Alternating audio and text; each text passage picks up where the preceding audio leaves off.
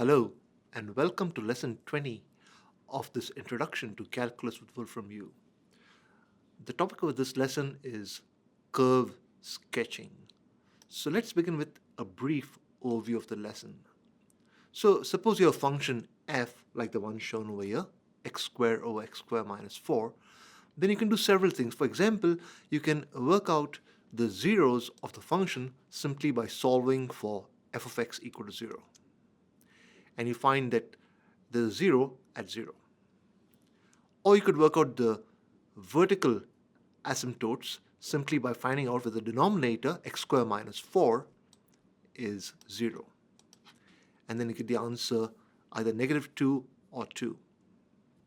Or you could work out the horizontal asymptotes by using limit and letting x go to either plus or minus infinity, and then you find that you actually have horizontal asymptotes only at 1.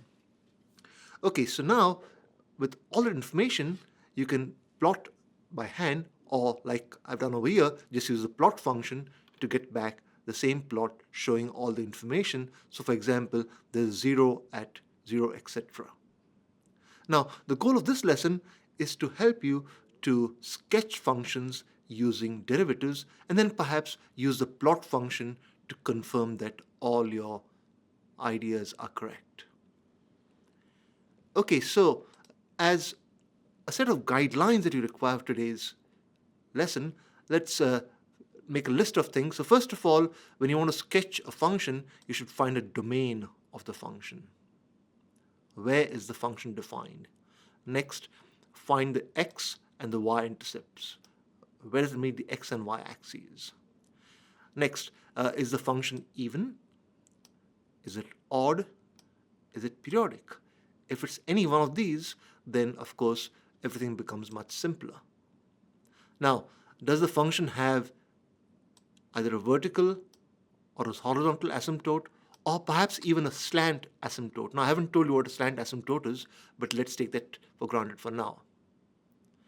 Okay, next, find out the intervals where the function either increases or decreases, and to do that, you could actually use the first derivative of the function and then apply the increasing or decreasing test. Next, find the local maxima and minima, for which of course you will first find the critical numbers and then use either the first derivative test or the second derivative test.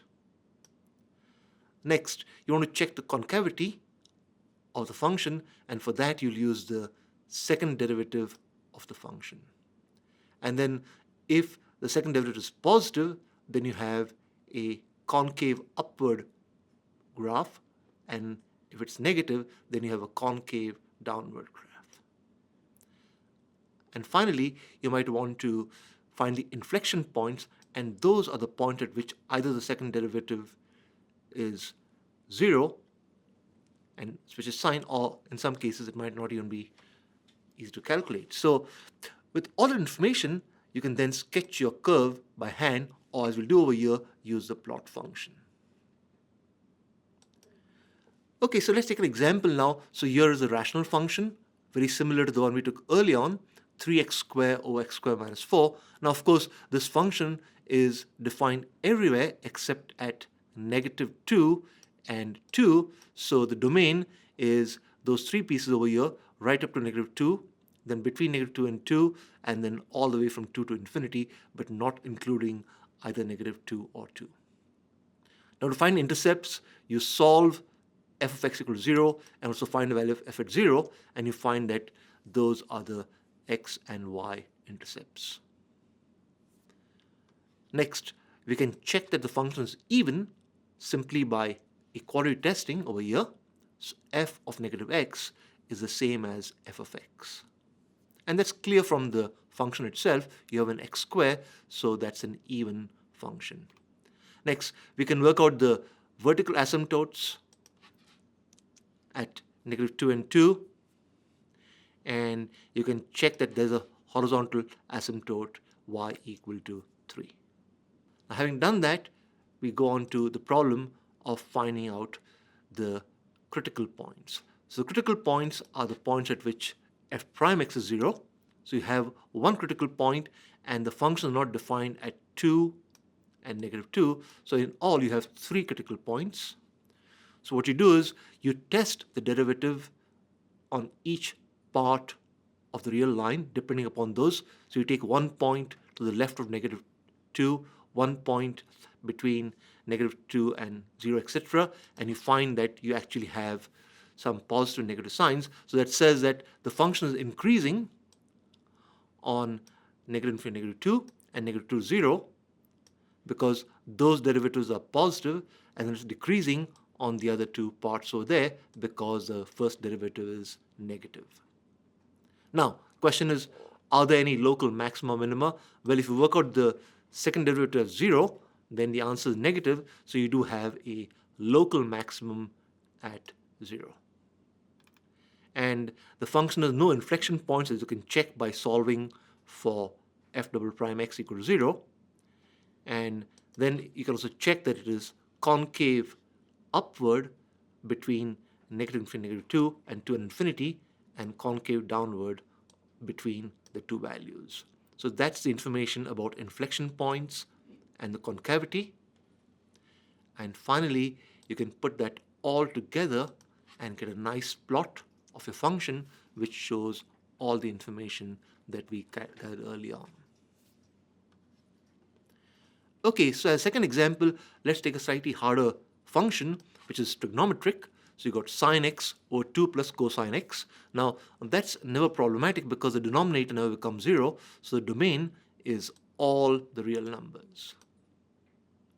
The question is, what are the intercepts? Where you solve for f equal to 0 and find the value of f at 0, and you get back that, in fact, it's going to be multiples of pi for the x-intercepts, because that's where the sine function is 0, and the y-intercept is just at 0. Okay, so that conditional expression over here is telling you the condition for there to be an x-intercept. Okay, next, the function is certainly odd and periodic because the sine function is odd. So because periodic, you can afford to look at the interval 0 to 2 pi, and that's quite an economy. The function has no vertical asymptotes because the denominator is never problematic, and there are horizontal asymptotes at no points because the limits don't even exist, they are intervals. Okay, now the question is, what are the critical points? Well, if you check between 0 and 2 pi, you find 2 critical points, and then if you take sample points, then you find out that in fact you have an increasing behavior between 0 and 2 pi over 3 and 4 pi over 3 and 2 pi, and decreasing between those two values. So that's information about the first derivative, and that's going to tell you that you have a local maximum at 2 pi over 3 and a local minimum at 4 pi over 3, and you can check that with the second derivative. So you have a negative second derivative at the first point and a positive second derivative at the second point. So you have a local maximum in the first case and a local minimum in the second case. Finally, you can check the inflection points at 0, pi, and 2 pi by solving for the second derivative equal to 0. Now, the concavity test can be applied, and then you see that you actually have a concave upward behavior on pi to pi and a concave downward behavior on 0 to pi.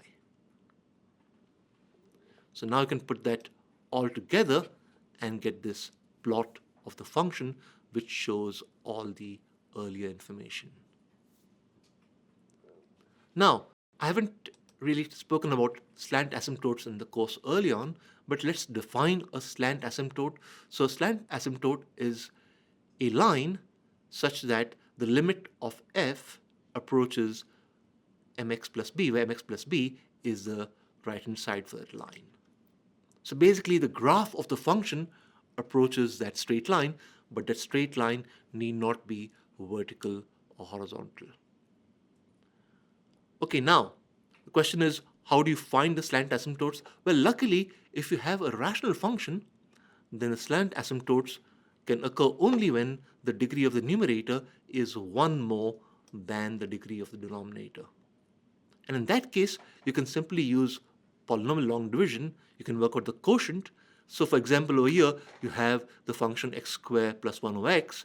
Then if you find the quotient, the answer is just x. So y equal to x is a slant asymptote. And you can check that with the plot. And you see that you have a slant asymptote y equal to x over here. So with that information, we can now take up a slant asymptote problem and try and graph the function 2x cubed over x squared plus 2. So the function is defined everywhere, no problem at all. The denominator is never 0, so domain is all the real numbers. The x and the y-intercept are both at 0. That's easy to show. It's certainly an odd function. It's an odd function because you have an x cube over there. There are no vertical or horizontal asymptotes, but you do have a slant asymptote which you can work out by division, and you see over here that actually the function does approach 2x as x approaches infinity. So that is the slant asymptote for this example. Okay, now the question is, when is the first derivative 0? So you 0 when you are at 0. And you can check that if you take sample points at negative 1 and 1, then you have a increasing function between negative infinity 0 and 0 to infinity. So the first derivative tells you that there are no local maxima or minima, and the second derivative test doesn't tell you anything because the second derivative 0 is 0. So it looks like there might be some inflection points, and sure enough, there are 3 inflection points over here at 0, square root of 6, and negative square root of 6.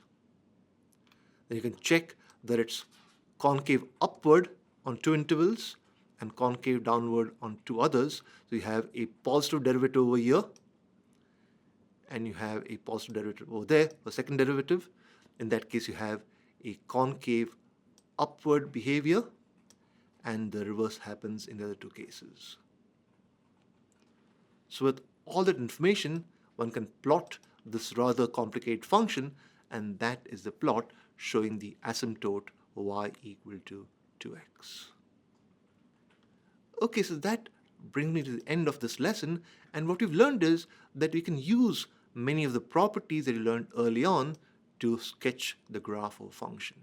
So for example, the intercepts will determine where the function is 0 or where it crosses the y-axis. And of course, to find the asymptotes, you would just use the limit function.